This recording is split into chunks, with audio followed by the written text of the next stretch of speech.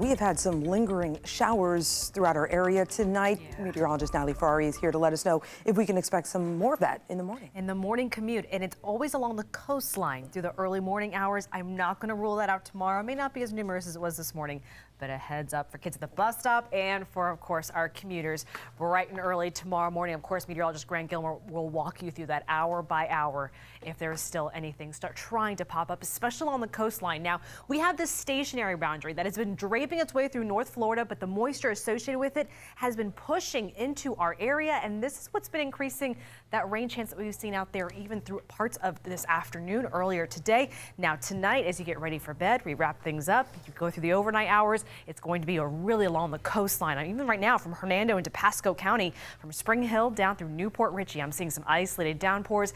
Yes, at occasions we'll see some of these storms actually try to bust out some lightning, and that's really about it. Brief heavy downpour, a little gust of wind, and some lightning strikes, and then everything kind of dwindles down. I'll be watching out over the next couple of hours through the overnight hours, Pinellas County and into Manatee, if we can get any of that to develop along the coastline as well. In Sarasota County, we've seen a little bit of an isolated shower pop up just south of Venice, north of Englewood, but even that has been falling apart.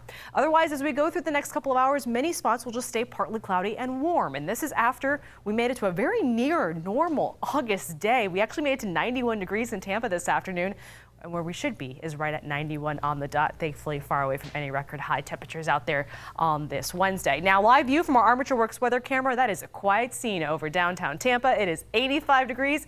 But yeah, 11 o'clock at night still feels like 93. There is so much humidity stuck overhead. We got partly cloudy skies around as well. In some cases, it's a little cloudier, and that kind of insulates that warm air overhead. And that's why a lot of the 80s you see right now, we may be stuck there over the next couple of hours overnight through tomorrow morning. So many spots will actually start off your Thursday with temperatures closer to those lower 80s, as well as those isolated rain chances becoming a little more scattered as we get through your lunchtime forecast and eventually make it through the afternoon. I think the trend's going to continue from west to east, dealing with those scattered showers and storms for Thursday. Same going into Friday with about a 60 to 70% chance of rain. A little bit of drier air will try to cut through on Saturday. That will also kind of limit some of the coverage of those showers and storms. We're also going to notice a pattern change starting Saturday.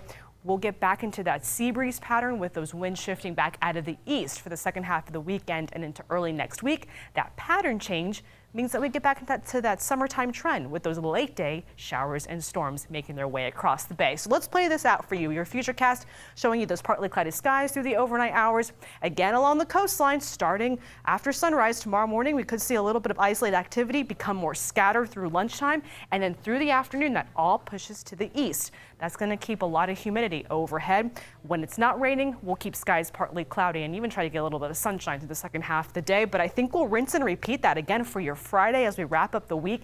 It's a very similar pattern with that stubborn onshore flow, winds coming in out of the west, anywhere from 5 to 15 miles per hour.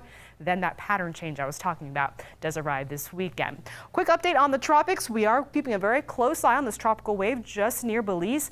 Over the next couple of days, this area of low pressure is going to want to try to sneak its way into the western portions of the Gulf of Mexico by Friday, going into Saturday. Still low potential, if any, for any kind of tropical development, but there's a lot of warm water in the Gulf of Mexico that could help with that. So of course, we'll be watching for any potential development. Here at home, we're just waiting for that change this weekend into early next week for that summertime pattern of late day showers and storms.